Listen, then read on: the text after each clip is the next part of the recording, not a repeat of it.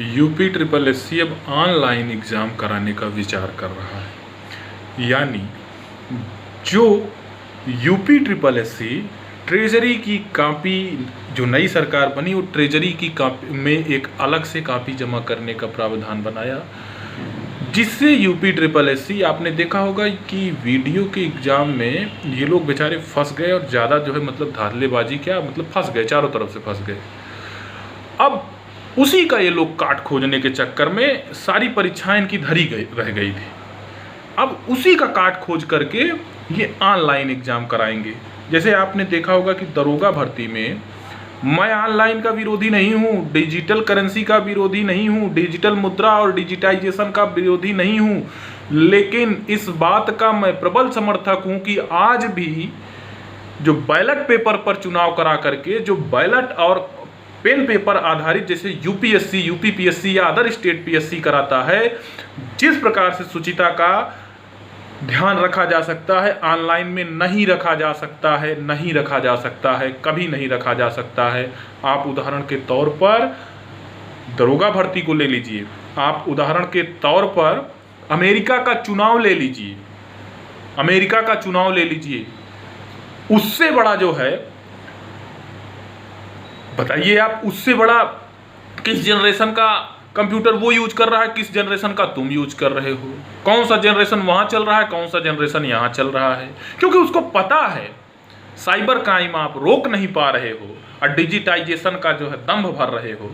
ये क्या है?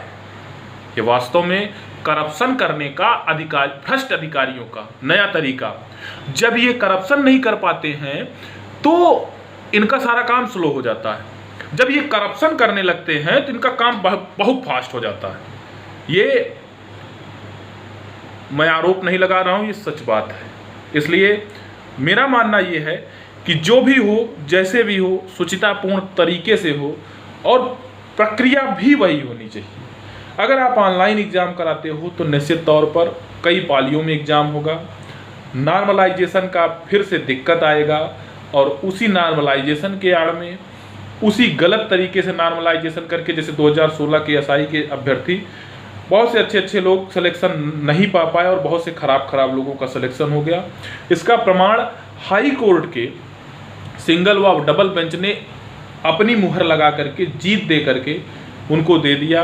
और एक तरफ अंदर से जो है उनको ट्रेनिंग करा चुके थे तो वो उसको बचा ले गए सुप्रीम कोर्ट से और उनको वहाँ भेज दिया गया। तो इस तरीके से ये कहा जा सकता है कि ऑनलाइन परीक्षा भ्रष्टाचार का एक नया तरीका है।